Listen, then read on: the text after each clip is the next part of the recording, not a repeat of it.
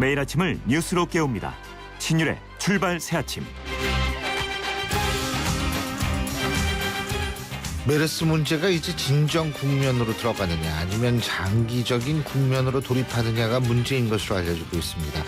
메르스가 진정 국면으로 들어가면 당연히 다행이겠죠. 근데 문제는 장기화 국면으로 접어들 경우에는 우리 국민들이 스스로 조심할 수밖에 없는 상황이 된다라는 점입니다. 특히 일부 메르스 확진 환자들이 확진 판정을 받기 이전에 지하철과 같은 대중교통수단을 이용한 것으로 알려지고 있는데요. 어쨌든 우리 국민들 이제 대중교통수단을 이용할 때 마스크를 착용하는 것과 같이 이제 스스로 지킬 수 있는 수단을 강구할 수밖에 없는 상황인 것 같습니다. 그런데요, 이런 현상 우리 국민들 어떻게 받아들여야 할까요? 신율의 출발 새 아침, 오늘 순서 시작합니다.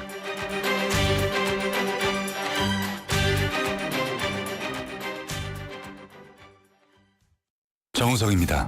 지금 대한민국에는 웰메이드 같은 옷집이 필요합니다. 웰메이드 가지요. 멋진 옷이 필요할 땐 웰메이드 가지요. 즐거운 곳, 즐거운 옷, 국민의 옷집으로 웰메이드 가지요. 국민의 옷집 웰메이드. 신율의 출발 새아침. 촌철살인 헤드라인. 촌철살인 헤드라인, 오늘도 이숙현 시사 칼럼니스트 함께하겠습니다. 어서 오십시오. 네, 안녕하세요. 자, 먼저 오늘의 헤드라인 짚어보죠. 네, 15일 현재 메르스 확진자가 150명이고 사망자가 16명으로 늘어났습니다. 또 격리자도 5,000명을 넘어서는 등 이 메르스 사태가 진정될 기미를 보이지 않고 있습니다. 특히 4차 감염 사례가 늘어나면서 지역사회 전파 그리고 3차 유행 우려도 커지고 있습니다. 다음은 국회법 개정안 소식입니다. 지난달 29일 본회의를 통과했던 국회법 개정안이 일부 수정된 채로 청와대로 넘어갔습니다. 정의아 국회의장은 어제 양당 원내대표 회동을 갖고 일부 문구 수정에 합의한 뒤에 개정안에 서명을 했습니다. 황교안 총리 후보자 인준안 처리를 두고 여야가 갈등을 지속하고 있습니다. 새누리당은 오는 18일부터 시작되는 대정부 질문에서 황교안 후보자가 총리로 출석해서 답변하기 위해서는 17일까지 임명동의 절차를 마쳐야 된다, 이렇게 주장하고 있는 반면에 새정치민주연합은 여론 수렴 기간이 필요하기 때문에 18일 이전에는 임명동의 표결에 응할 수 없다고 맞서고 있습니다. 마지막으로 북한 뉴스입니다. 네. 북한이 어제 최고 수준인 정부 성명을 통해서요, 남북 간의 대화 협상에 나설 수 있다고 밝혔습니다. 성명은 이 북남 사이에 신뢰하고 화해하는 분위기가 조성된다면 남북 간 협상을 개최하지 못할 이유가 없다고 발표했습니다.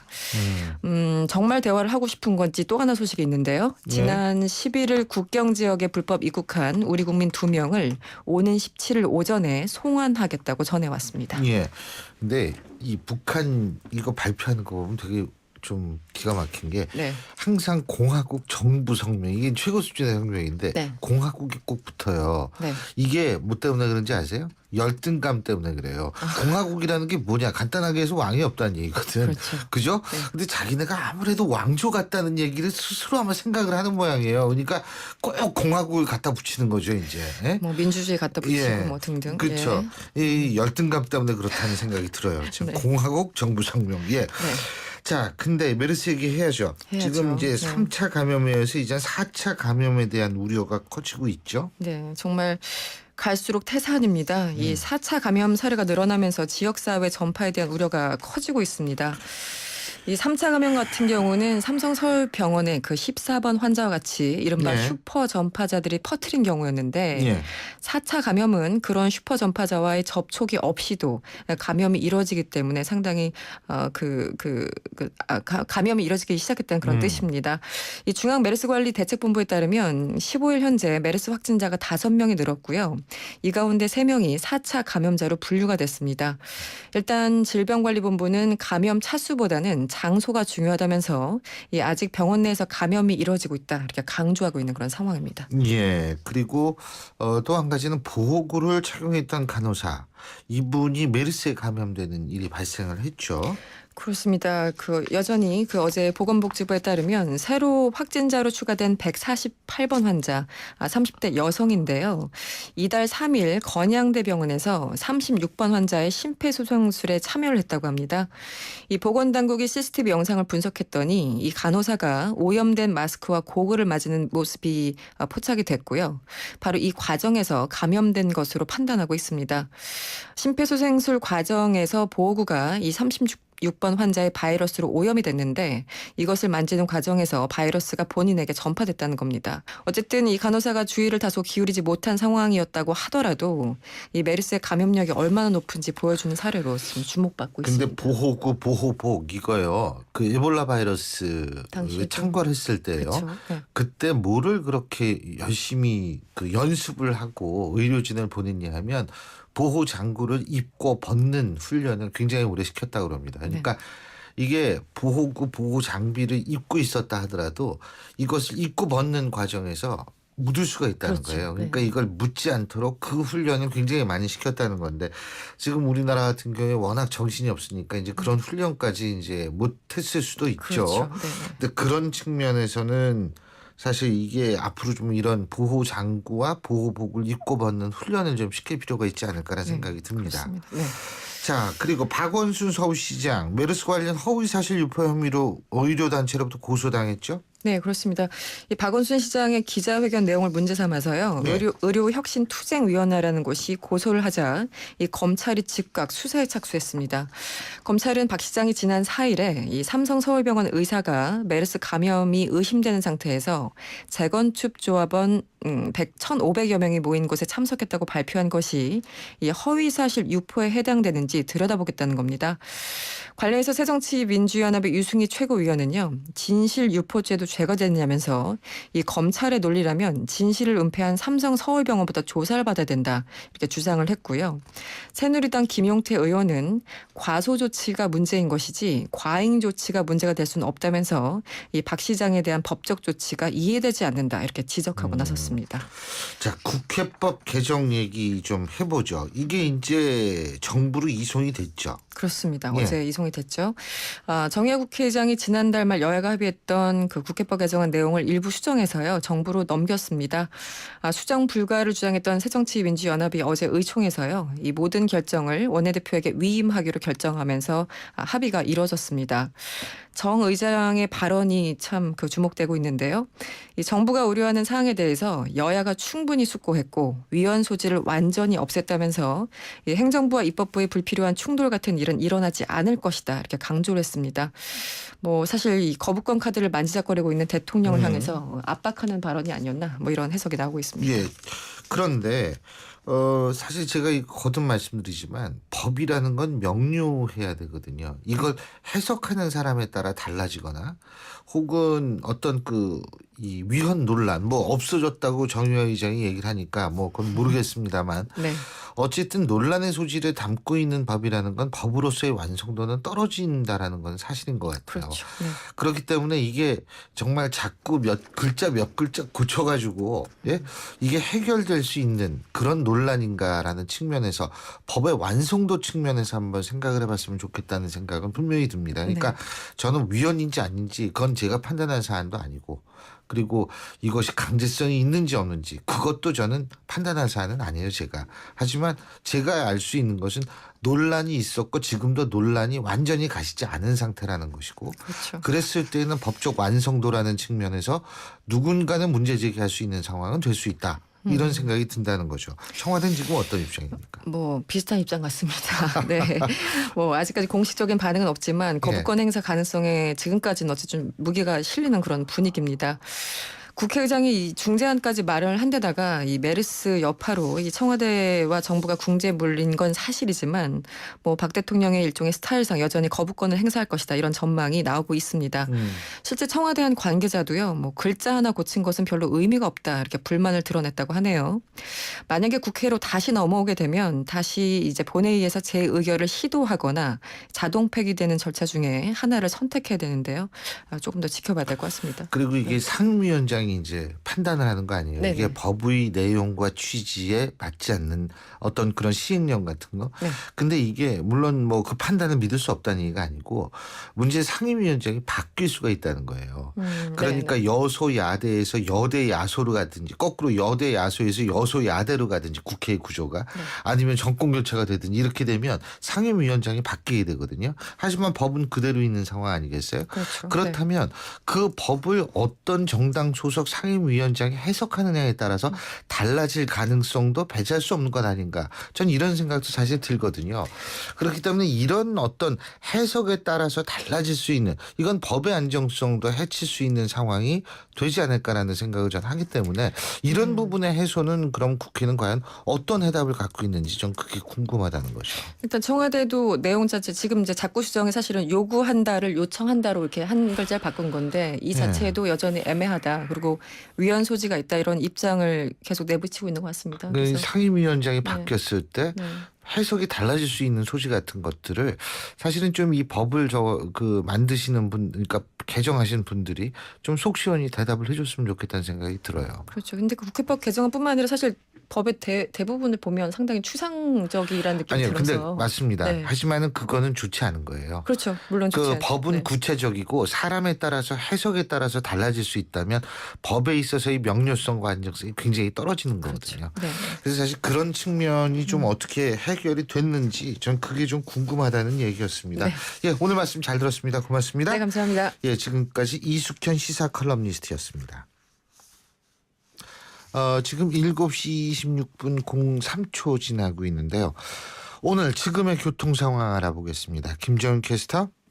네, 출발시 아침 교통정보입니다. 강변북로 올림픽대로 이 자동차 전용 도로 상황은 어제 이 시각에 비해서 조금 더 여유가 있는 편입니다. 그래도 현재 강 동쪽으로 이동하는데 교통량이 조금 더 많은 편이고요. 강변북로 구리 쪽으로는 가양대교에서 동작대교까지 쭉 밀리고 올림픽대로 하남 쪽으로 가는데도 방화대교부터 성산대교, 여의 하류 나들목에서 한강대교까지 시속 30km 안팎으로 이동을 합니다.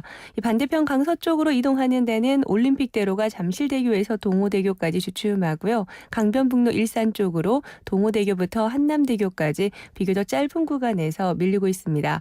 이 고속도로 중에서 작업 여파를 받는 곳이 있는데요. 서해안고속도로 목포 쪽으로 가는 길 조남분기점 부근 1, 2, 3차로 3개 차로 막고 노면 포장공사를 하고 있습니다. 이 뒤쪽으로 10km 구간에서 여파를 받고 있는 상황이고요. 경인고속도로 서울 쪽으로는 부평 진출로 그리고 3차로에서 승용차 사고 처리 작업으로 뒤쪽으로 3km 구간이 밀리고 이후로도 신월 부근에서 다시금 속도가 떨어집니다. 출발새 아침 교통정보였습니다. 가나다라 마바사 자차카타파 하전에 두고 싶은 얘기 바람병에 담으면 한글이 모자랄지도 몰라 병 하나에 담을 수 없는 초정탄산수 이야기 파란을 일으키다 초정탄산수 이 차가 새로 나온 산타페 더 프라임입니다. 강인한 외관과 편안한 승차감으로 잠깐, 외관은 딱 봐도 강인해 보이는데 속은 어떻게 알죠? 지금 타보시면 압니다. 가까운 현대자동차 시승센터를 방문하세요. 시승 신청은 현대자동차 홈페이지 참조. New thinking, new possibilities. 현대자동차. 신율의 출발새 아침 1부 순서는 여기서 줄입니다. 잠시 뒤 2부에서 뵙죠. 립스틱 원료가 지렁이? 한국산 무당거미에서 추출된 천연효소 아라자임이 천연 화장품으로 개발되어 수출까지? 네, 생물자원은 우리 생각보다 더 바이오 산업계에 큰 역할을 하고 있답니다. 기능성 식품과 화장품은 물론 의약품 60에서 70%가 생물자원에서 얻어진다고 하네요. 하지만 이러한 생물자원을 이용하기 위해선 원산지 국가에 많은 로열티를 지불해야 한다는군요. 생물자원이 국가 자산이 되는 시대, 생물자원을 보존하고 아끼는 일이 정말 중요하겠죠? 이 캠페인은 우리 생물자원을 지키는 환경부 국립생물자원관이 함께합니다. 국민권익위원회는 공공부문의 우월적 지위 및 권한을 남용한 부패 행위에 대해 5월 11일부터 100일간 특별 신고 기간을 운영합니다. 첫째, 인허가 및 계약 과정에서의 권한 남용. 둘째, 정보 및 편의 제공의 대가를 요구하는 등 감독 단속 권한 남용. 셋째, 허위 계약서 묵인, 인건비 미지급 등 예산 및 회계 권한 남용. 넷째, 각종 인사권 남용으로 인한 부패 행위 모두가 신고 대상입니다. 신고는 청렴신문고, 부패 공익침해신고센터 등 온오프라인과 모바일 앱을 통해 신고 상담은 국번 없이 120이나 1398로 가능합니다. 여러분의 적극적인 참여가 공정하고 평등한 대한민국을 만듭니다. 이 캠페인은 국민권익위원회가 함께합니다. 소통의 아침을 여는 공정한 목소리. 신율의 출발 새아침. 신율의 출발 새아침 2부 순서 광고 듣고 시작합니다.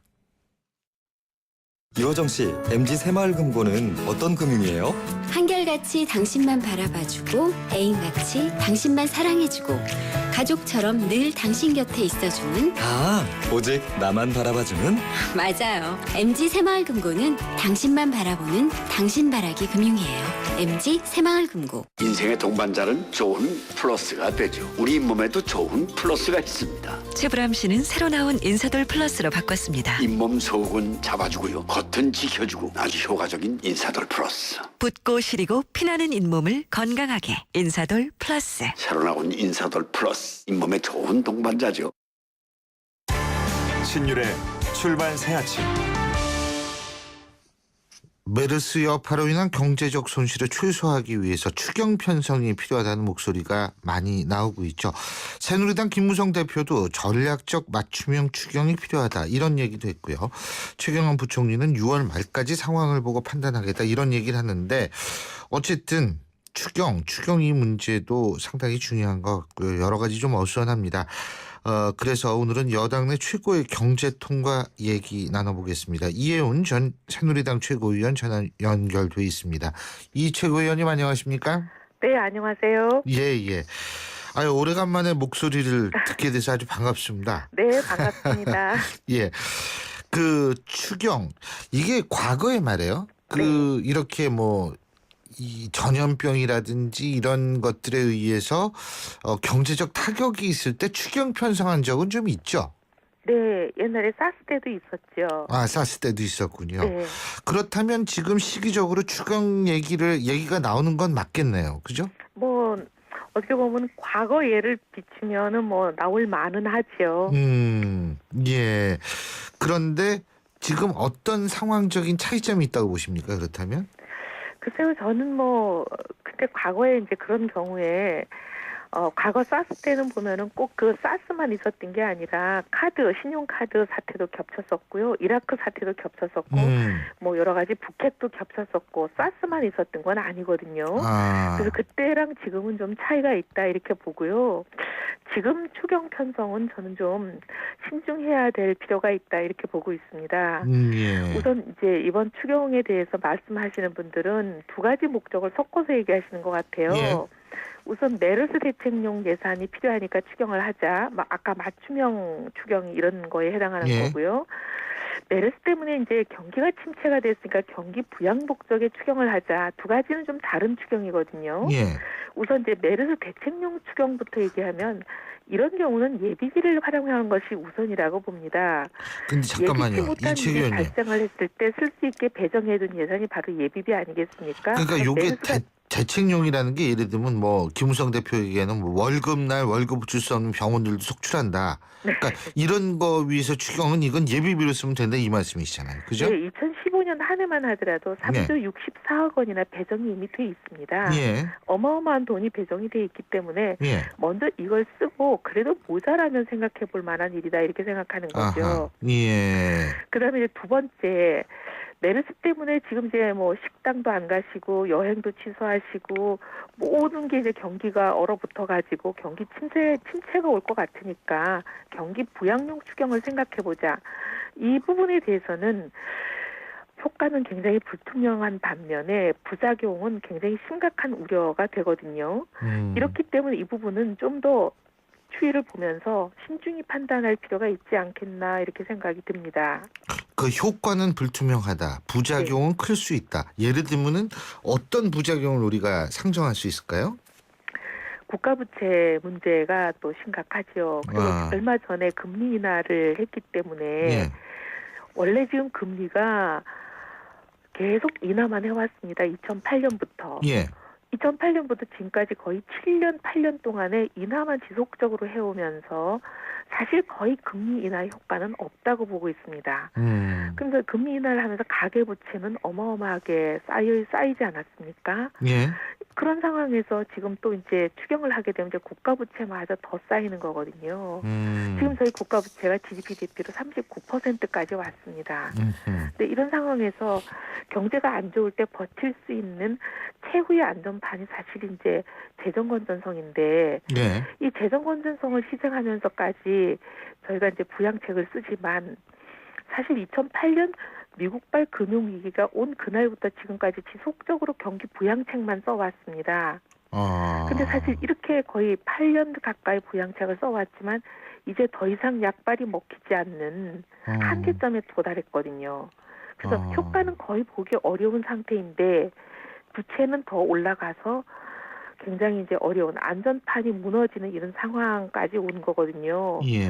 그러니까 부작용은 거의 뭐 불을 보듯이 빤한데 효과는 불투명하다 이런 상황이 온 거죠.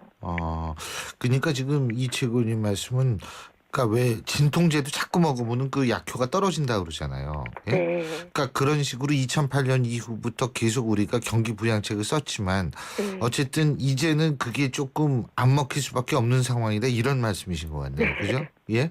근데 사실 예. 그 금리 인하만 하더라도 예. 이번에 오죽하면 하느니 금리 인하를 어떻게 보면 압박에 내몰려서 하시면서 원래 통화정책을 담당하는 한은은 통화정책 얘기만 하는 게 예. 정상이거든요. 예.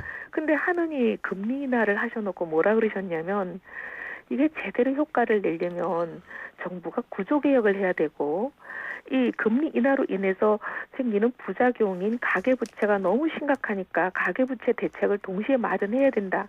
이런 얘기를 하셨거든요. 예. 이게 도대체 금리 인하가 지금 거의 약발이 없다라는 고백을 하신 거나 마찬가지예요. 아니 근데 금리 인하 하면서 이 구조개혁은 굉장히 오래 걸리는 문제 아니에요? 이거 전 잘 모르지만. 네, 그러니까 이 금리 개혁해갖고 될 일이 아니다는 고백을 하신 거예요. 아니 더군다나 이 금리 인하가 뭐 10년, 20년 갈 수도 있는 게 아니고 제가 궁금한 건 뭐냐면 지금 미국은 금리 인상을 한다는 거 아니겠습니까? 곧바로 닥칠 일이죠. 그러면 뭐 몇 년 후가 아니고 바로 예, 글쎄요. 6월설이 있고 지금 뭐 9월설, 11월설이 있는데 예? 네. 근데 이게 어쨌든 미국이 올리면 어차피 금리 인하에 어떤 더 이상 추세는 우리가 고집할 수 없는 상황도 되는 거 아니겠습니까? 우리가 안 올릴 수가 없습니다. 왜냐하면 미국이라는 거대한 시장이 금리를 올리면 돈이라는 거는 1원이라도 금리를 더 주는 대로 몰릴 수밖에 없습니다. 예. 미국이라는 어마어마한 시장이 금리를 더 주는데 글로 돈이 몰리지 않겠습니까? 그러면 우리랑 경쟁하는 미국 시장으로 돈이 몰려가기 시작하면 자본 유출이 생기는 거 아니겠습니까? 그렇죠. 외국 투자자들부터 시작해서 그리고 우리도 그 돈을 어느 정도 좀 가져오려면 우리도 금리를 안 올리고 무슨 재간이 있겠습니까? 그럼 우리도 결국은 금리를 올릴 수밖에 없어요. 예. 그럼 우리가 금리를 올리게 되면 지금은 금리가 상상을 초월할 정도의 1.5% 이건 기준금리가 그렇다는 얘기죠. 막상 은행에다가 예금을 하거나 하면 또 대출을 하거나 하면 이거 기준금리보다 훨씬 낮습니다. 그래서 굉장히 낮은 금리라고 생각하시고 많은 분들이 이제 돈을 빌리잖아요. 특히 전월세 문제. 전세라는 거는 구할 수가 없는 품귀 현상을 빚기 때문에 이렇게 전세를 못 구할 밖에야 금리도 낮은데 빚을 내서 집이라도 사자 하고 사신 분들이 이제 금리가 올라버리면 원금을 못 갚는 건 고사하고 이자를 갚기도 어려운 상황에 내몰리는 그런 일이 곧 벌어질 수 있는 거죠.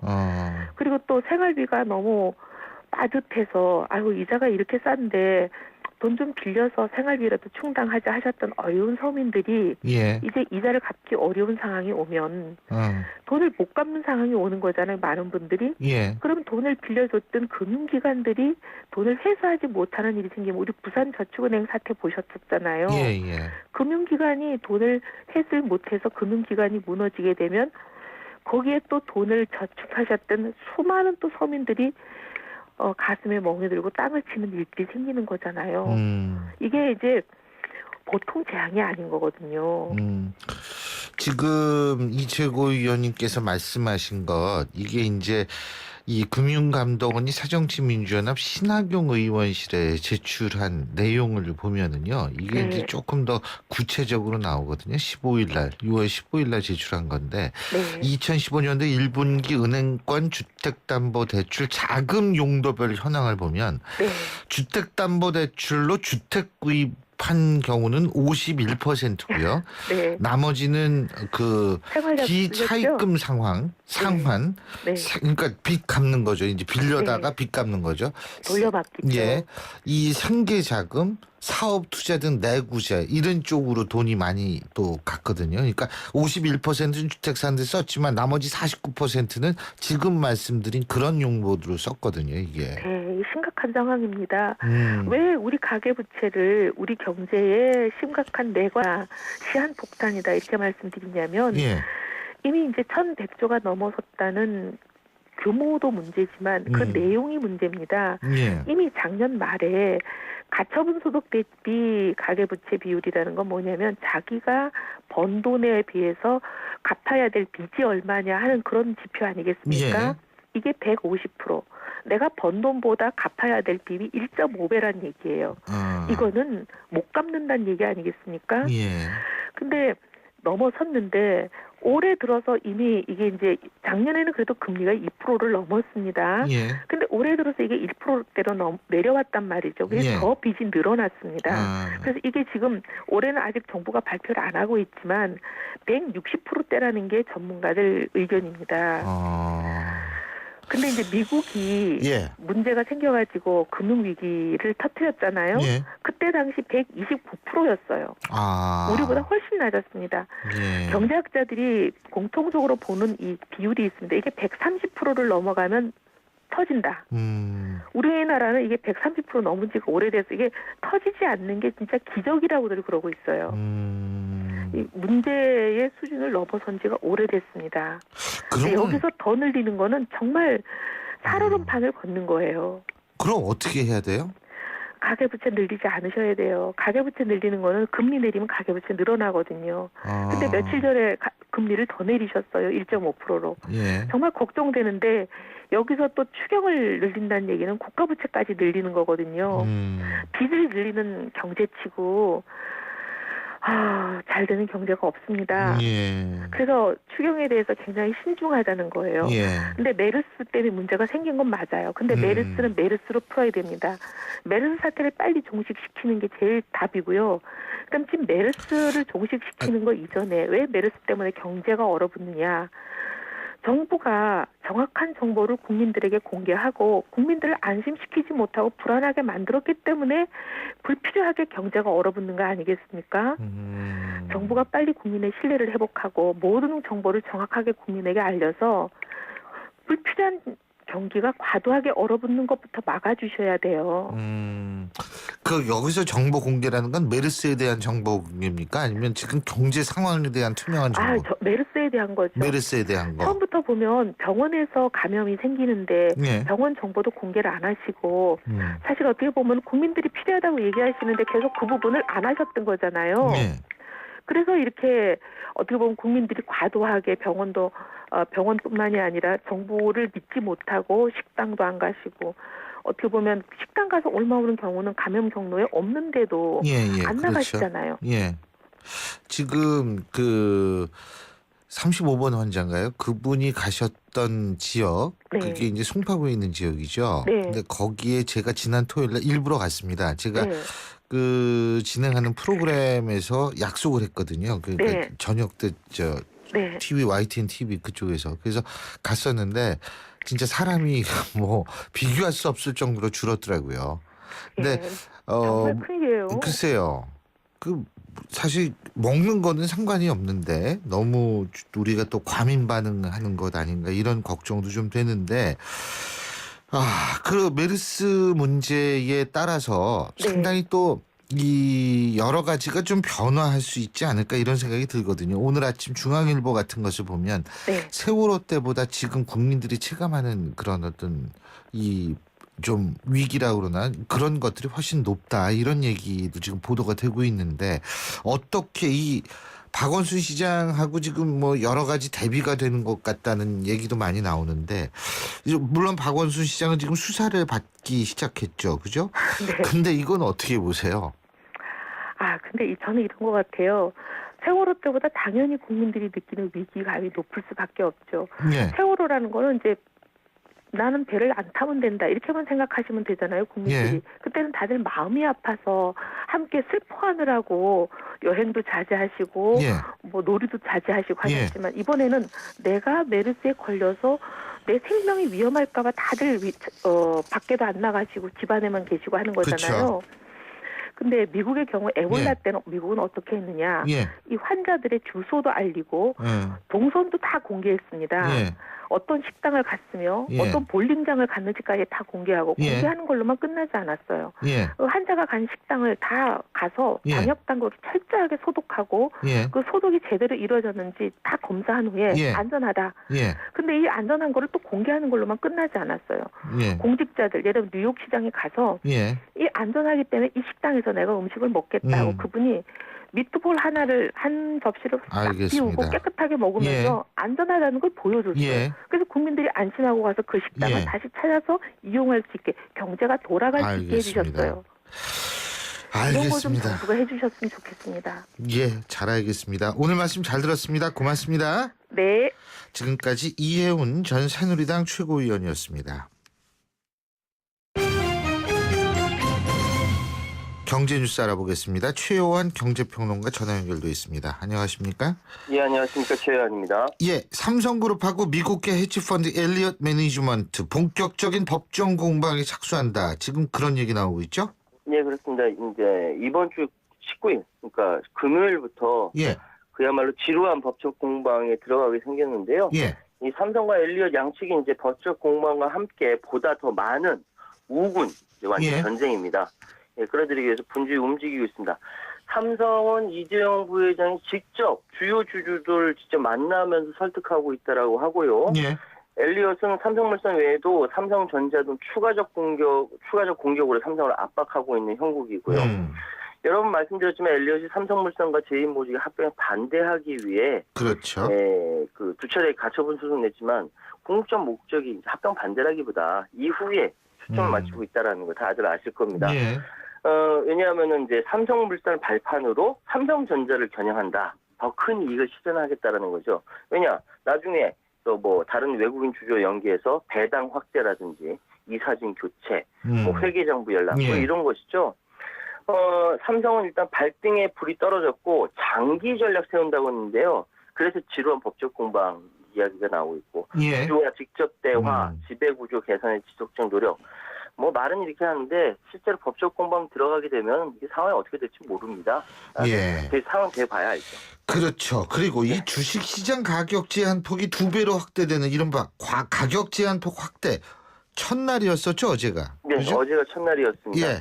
30% 왔다 갔다 하는 거죠, 이제. 예. 생각보다 이제 큰 충격이 없이 끝났는데요. 주가 변동폭이 종전 가격 제한폭인 플러스 마이너스 15%를 웃도는 종목들이 등장은 했어요. 근데 그 숫자는 많지 않았고요.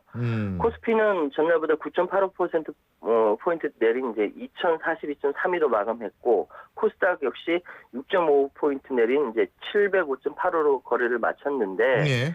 이렇게 약세를 보인 이유가 예. 사실은 이 가격 제한 확대보다는 미국 연방공개시장위원회에 대한 경계감이 있었고 특히 이제 메르스 때문에 예. 악재다라는 거죠. 그러니까 전반적으로 투자 심리가 그 위축된 데다가 가격 제한 폭이 확대되면은 사실 눈치 보게 되거든요. 예. 손해 볼까 봐. 그러니까 거래 대금도 평소보다 줄었다라는 겁니다.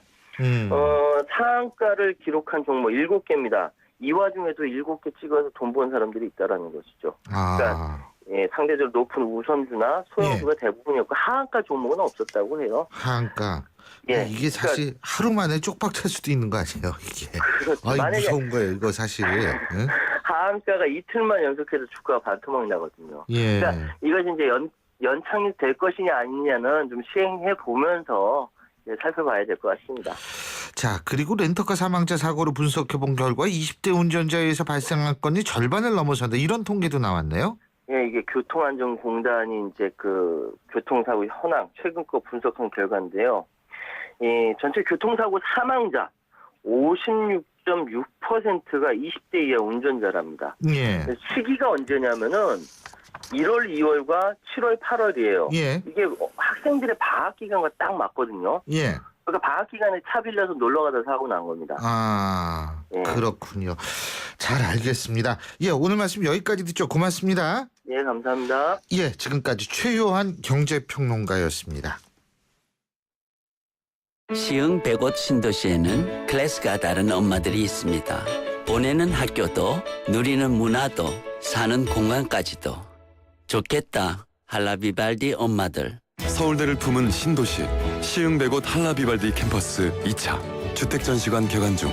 문의 1688-2600. 오늘도 하품하다 하루가 다 갔어. 착한 활력이 필요해. 기운이 뿅 생겨났어. 활력이 슝슝 생겨났어. 착한 활력 비타민으로 채워주세요. 착한 드링크 비타오백. 사장님, 우리도 화상회의 되면 좋겠어요. 전자결제도요. 회사 메일도요. 우리같이 작은 회사가 그걸 어떻게 다 해? 올레 비즈메카가 있잖아요. 중소기업에 필요한 IT 솔루션을 부담 없이 간편하게. 올레 비즈메카. 문의 080-2580-007. 올레.